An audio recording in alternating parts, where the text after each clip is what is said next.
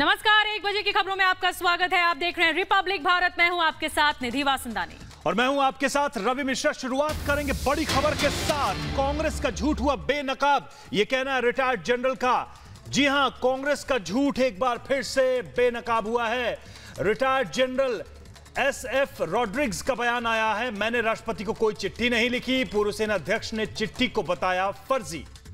जी हाँ रवि, दरअसल कांग्रेस ने यह आरोप लगाया था कि जो पूर्व सैनिक हैं उन्होंने चिट्ठी लिखी थी और इस पूरे मामले को उठाया था। लेकिन अब साफ तौर पर आप देख सकते हैं कि कांग्रेस का झूठ कितना बेनकाब हुआ है। साफ और बेनकाब होते हुए ये साफ हो गया। रिटायर्ड जनरल एसएफ रॉड्रिग्स का जो बयान है उसमें उन्होंने कहा है कि मैंने राष्ट्रपति को कोई चिट्ठी नहीं लिखी।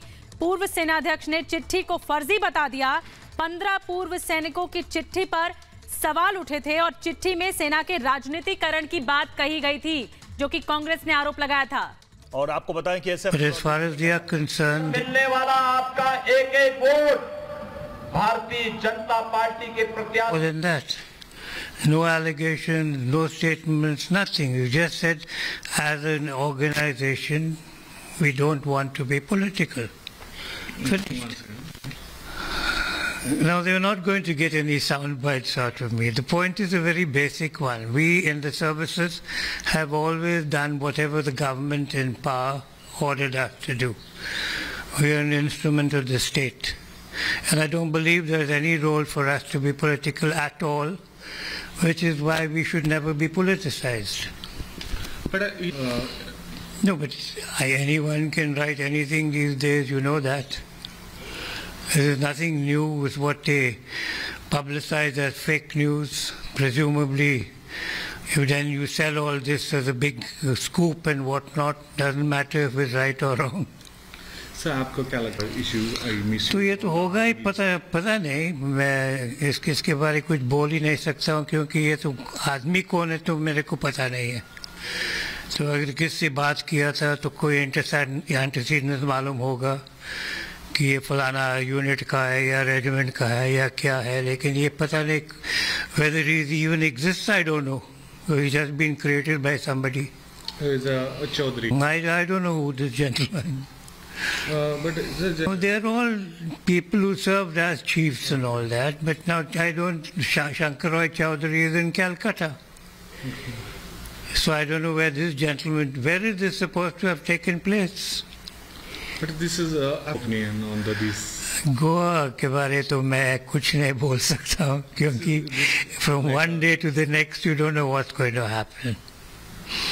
मैं तो अभी 93 में रिटायर होके आया, तो अभी तो ये नौटंकी अभी तो लास्ट 5-6 साल ही चल रहा है। पता नहीं कौन क्या करेंगे next. So what? Who? What? This. No. Who this gentleman is? नहीं सर, आपका भी नाम ऐसा लिखा हुआ है। तो मैं तो आपका नाम भी डाल सकता हूँ भी क्या? What does that mean? Nothing. I don't know who it is. But ये इसका लेटर के बारे में आपको कुछ भी पता? कुछ भी पता नहीं, यही तो बोल रहा हूँ मैं। क्या अभी तो ना मैं एक चीज कहूँ कि मेरा तो एक्सपीरियंस तो छोटा सा है फौज के अंदर। आप लोग को पता है क्या चल रहा है पूरा दुनिया में, तो आप खुद डिसाइड करो कि ये क्या चीज चल रहा है। नौटंकी। But he's ex-army लोगों की। No, बात ये है कि you shouldn't play with fire. Yeah. Because there are people who are committed, people who are not so committed, people who are looking for opportunities. Why are we getting involved in all this nonsense? At least let us play this with a straight bat. So this is we believe in cricket, don't we, more than everything else?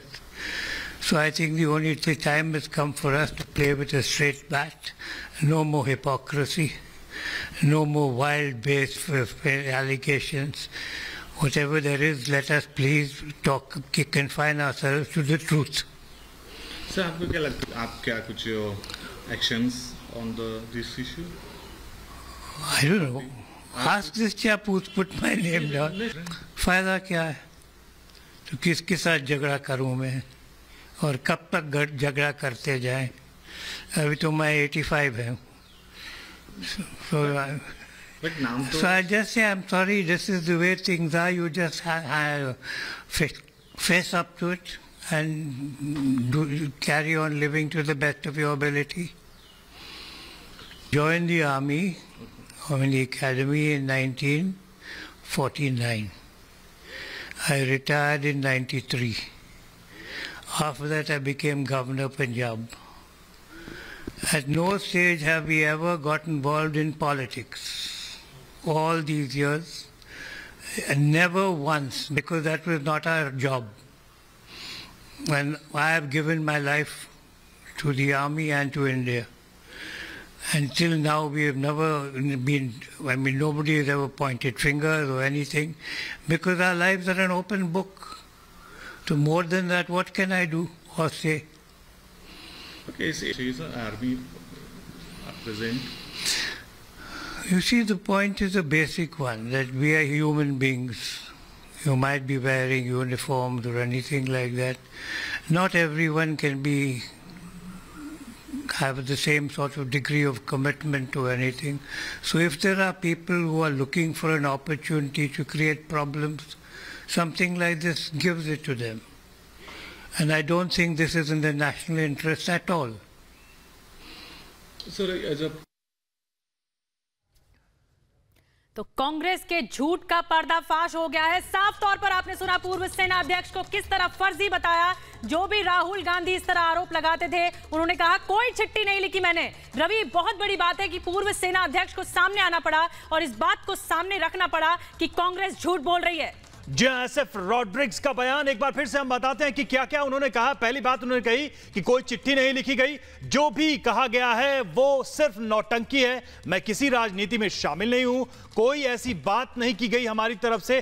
Congress ने यह आरोप लगाया था। जी हां, कांग्रेस की तरफ से यह बयान आया था और खासकर प्रियंका गांधी की बात करें तो यह कहा गया था कि सैनिकों ने चिट्ठी लिखी थी राष्ट्रपति को, यह शिकायत करते हुए कि सेना का राजनीतिकरण किया जा रहा है। लेकिन अब देखिए ये क्या बयान आया है। इस बयान का सीधा मतलब है कि इस पर यानी सेना को लेकर राजनीति हो रही थी और कहीं ना कहीं सेना को पॉलिटिक्स में घसीटने की कोशिश यही राजनीति करना बंद करे पाटिया। ये कहा है आग से खेलना बंद किया जाना चाहिए। इस तरह की नौटंकी सबके सामने है।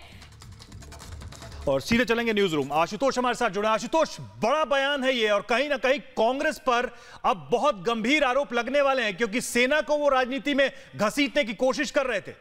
सीधे तौर पर कहें कि झूठ जो है इस पर कह दे पर्दाफाश हो गया। लगातार कांग्रेस झूठ बोलने की कोशिश कर रही है। देखिए फिर से जो है राजनीति करने की कोशिश हुई थी, लेकिन ये राजनीति निश्चित तौर पर झूठ साबित हो गई है। खुद जो है पूर्व जनरल ने स्वीकार किया है कि मैंने कोई चिट्ठी लिखी ही नहीं है। कांग्रेस ने बाकायदा इसके लिए प्रेस कॉन्फ्रेंस आयोजित किया। प्रियंका चतुर्वेदी ने साफ तौर पर कहा कि यहां पर जो है कुछ जो थल सेना के जो बड़े अधिकारी हैं उन्होंने राष्ट्रपति को चिट्ठी लिखी, राष्ट्रपति भवन में चिट्ठी लिखी कि जो मोदी सरकार है, जो मौजूदा सरकार है, उन्होंने कुछ इस पर जो है राजनीति करने की कोशिश की है। लेकिन साफ तौर पर रोड्रिग्स ने इसका खंडन किया, मैंने कोई चिट्ठी नहीं लिखी है। देखिए ये कांग्रेस की तरफ से ट्वीट हुआ है, मैं पढ़ के बताता हूं।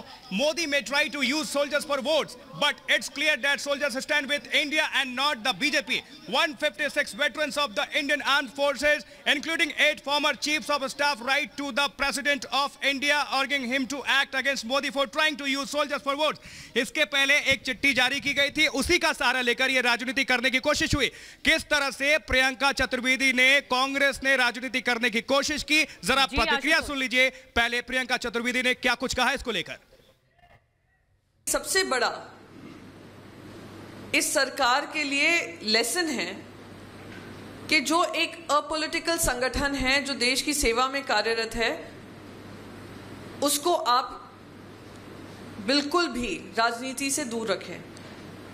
तो हम तो उनके साथ सहानुभूति ही नहीं, हम उनके साथ साथ खड़े हुए हैं आज कि जब 8 पूर्व आर्मी चीफ आकर, नेवी चीफ आकर, एयरफोर्स चीफ आकर ये चिट्ठी लिखते हैं, तो शायद भारतीय जनता पार्टी को इससे सबक सीखना चाहिए।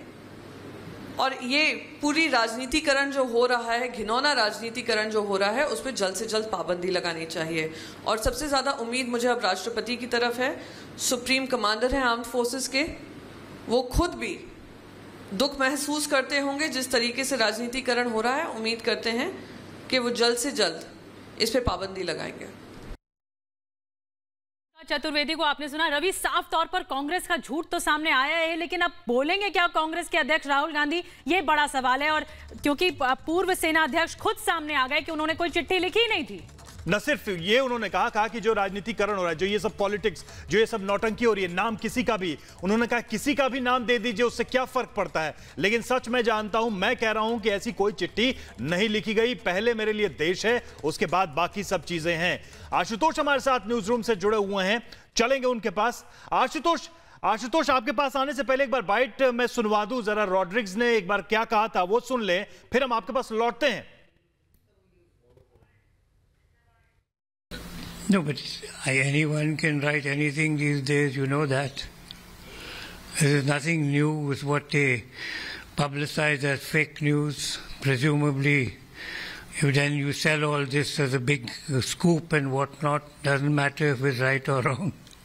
सर, आपको क्या लगता है इशू? तो ये तो होगा ही, पता नहीं। मैं इसके बारे कुछ बोल ही नहीं सकता हूँ, क्योंकि ये तो आदमी कौन है तो मेरे को पता नहीं है।